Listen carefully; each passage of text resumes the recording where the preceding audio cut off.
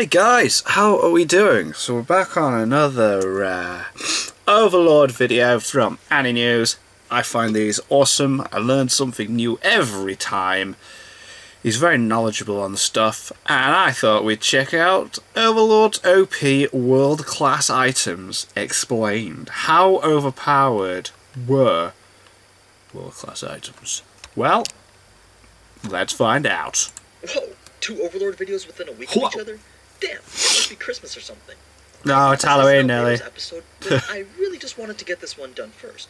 But my god, is she decimating the polls right now. Whoa. That could still change, though. Anyway, as you can tell by the title, this video will cover information on every known world item from both the light novel and the anime. Cool. So if you don't want to know how broken some of these items were back when Yggdrasil was just a game, then this really isn't the video for you. I want to know. If you're looking to have your mind shattered by some of the most overpowered, game-breaking, balance-tilting bullshit that you've ever seen in a fictional video game, then prepare yourself, because you're in for a treat. And maybe stick around till the end too, because I'd just like to also pitch the idea for a potential new type of Overlord video. Okay. Anyway, let's get started. Let's get started. If you watched my most recent video, then you'd already know what world items are. But if you're new, here's the quick summary. Okay, cool. The remnants of the leaves of the World Tree that were eaten by the World Eater were scattered throughout the remaining 9 realms as world items. Okay. There are 200 in total, and each carry the power of an entire world within them. Whoa. These are by far the strongest and most rare items in the game, with only 50 ever being announced as discovered during the game's uptime. Yeah. There's a subset known as the 20 that can only be used once. Oh. After that, they are set to vanish. But no one knows for certain whether they respawn in a different area or just disappear from the game completely, since no one wanted to risk using them should they not just vanish and instead respawn and fall into enemy hands. You'll see why once I start going through a few of them. I think I'll start with a pretty tame one, just to set the mood. Okay. This one was actually used in the anime to take control over Shalltear's mind. Yeah. Now remember, world items can only be countered by other world items, so that's why Ainz's super tier magic didn't remove the mind control. The world class trumps everything. So Shalltear's mind control was caused by the item known as Downfall of Castle and Country, also known as Ruinous Beauty. It's a dress-like piece of clothing that allows the wearer to take control of the mind of any creature, regardless of any immunities that creature may have. Crazy. Though it can only control one target at a time, yeah. the effects will last whether or not the caster is around. The only way to remove the mind control is to kill the person under the item's effects and then resurrect them. So yeah, complete control over any creature for an indefinite amount of time. That's not too shabby. Yeah, not too shabby. Although its uses in Yggdrasil aren't mentioned, I'd assume you could just go and hijack the most powerful NPC of an enemy guild, then bam, you'd gain a decently strong ally to help you raid their base. That's cool. Another item that appears in the anime, but is still quite vague on what it actually does, is the Throne of Kings. This was received by Ainz's guild for clearing the Great Tomb of Nazarick on their first try, so it's more like a trophy than an actual usable item. Right. What it does, though, is boost the stats of whoever is sitting on it. The extent and length of these stat buffs aren't quite known, but I'm sure it's significant enough to give you the advantage in a fight, even while sitting on your ass in this throne. Yeah. Some people theorize that it also seconds as a world item shield that encompasses the entire Tomb of Nazarick and its entities. Ah, okay. Since the throne is said to be an integral part of the tomb, perhaps it protects its residents from the game-breaking effects of other world items. But let me know what you think. Yeah, so those 2 were pretty boring examples. Let's try talking about one of the known 20. I don't know, mind control's not that boring. Yes, apparently that's how you pronounce it. And no, it's not referring to this Longinus. So, Longinus was very simple but very powerful. When using this item, you could pick any target, NPC or player, and completely remove them from existence, but at the cost of your own existence. Oh. Your data and the data of your target would be completely wiped from the game, and there would be no way of recovering it other than by using the resurrection power of another world item. So, just like that, you could get your ass Thanos snapped out of reality, and all progress and time you've spent in the game would have been for nothing. That would suck. This is probably the most ultimate fuck you that any gamer could pull off against another gamer. Speaking of Thanos, there's actually a world item that takes the form of a pair of gauntlets. They're called Avarice and Generosity. Right. And we saw Mari wearing them in episode 12 to prevent her from succumbing to the effects of other world items while Ainz was fighting Shalltear.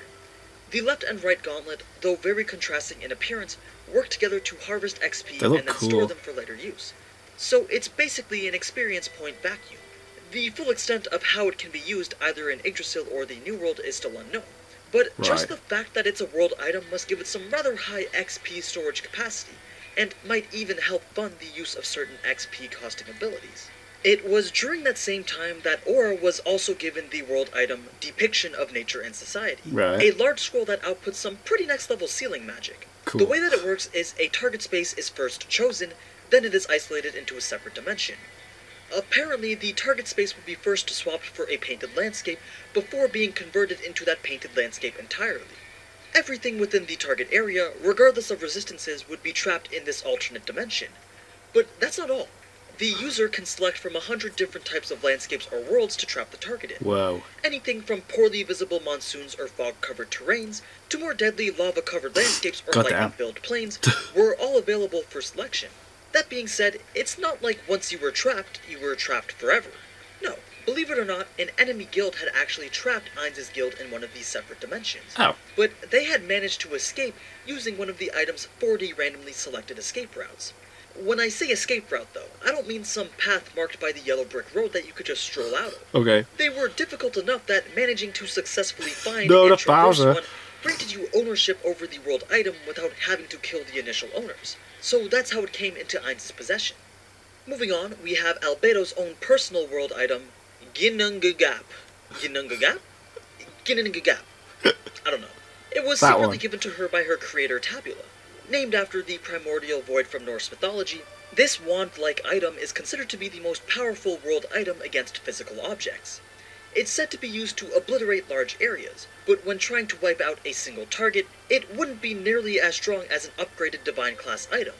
Though the item is indestructible, it's quite situational in the sense that there are times in PvP where another item would be better for combat altogether. Right. Sure, you can use it to, let's say, make a giant opening into an enemy guild's base, but you'd probably want to switch to a better item more suited for PvP right after. Now, how about another one of the 20? This Go one on. being called 5 Elements Overcoming. 5 elements. Another simple one. It's just an item that lets you get into contact with the devs and request a change to a tiny little mechanic in the game. The magic system, so nothing too fundamental in how the game is played. But seriously, Right. this is just fucking ridiculous. I can only imagine the amount of stupid shit that players could come up My with. God. Notice how I said request, though.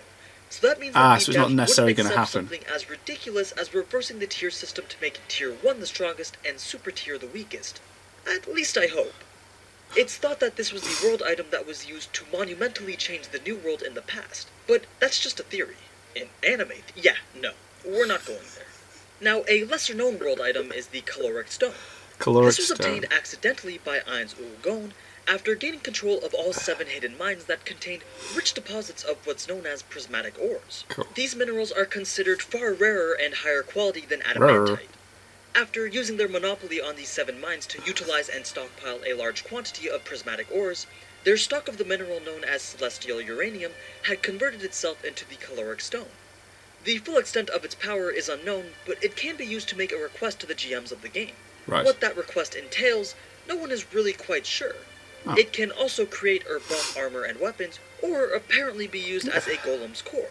So each caloric stone can only be used once to create or enhance one thing.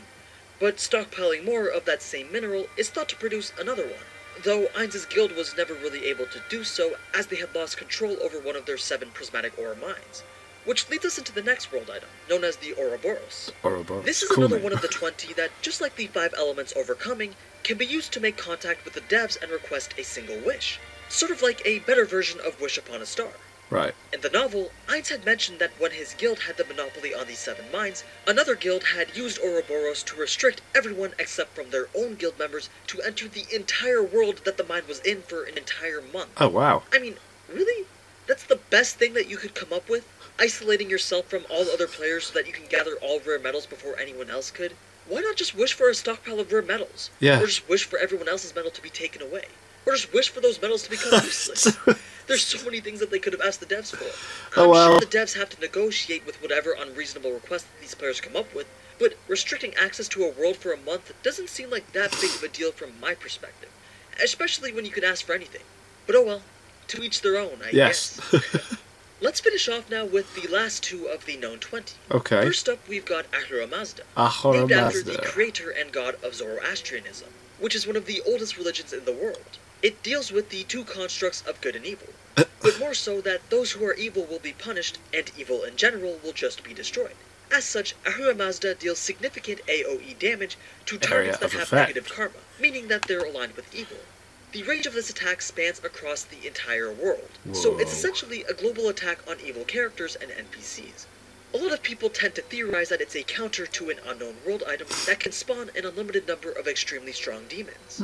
Then the last of the 20 is called the World Savior. Right. If used correctly, it's thought to be able to single-handedly defeat the entire guild of Ainz Ul Gon combined. Yes, What? I'm talking both NPCs and guild members alike. Whoa. There's a catch with this item though. Okay. It There has to doesn't be. immediately start off with the power to one-shot a level 100. Though it does get there, it's a club that is initially rather weak at first. But as you continue to use it, the power in each attack grows and grows, Oh. until you're at the point where your attack can just obliterate the strongest person with the lightest touch. Cool. Consider it like Derrieri's punches from the 7 Deadly Sins. Right. The more attacks that she does, the stronger her punches become. Except, you don't have to perform combos with this club, and there's no known limit to the max power that this item has. So once you've equipped it as your primary weapon from your inventory, Whoa. then have beat whatever poor souls that you've targeted it with, the moment that you unequip it is when it disappears. Oh, well, man. supposedly anyway. Keep it. And Just keep that's going every with it. decently known world item. There were also 2 others that were given to Demiurgus and Cocytus back during the Blood Valkyrie arc, though their abilities aren't quite known.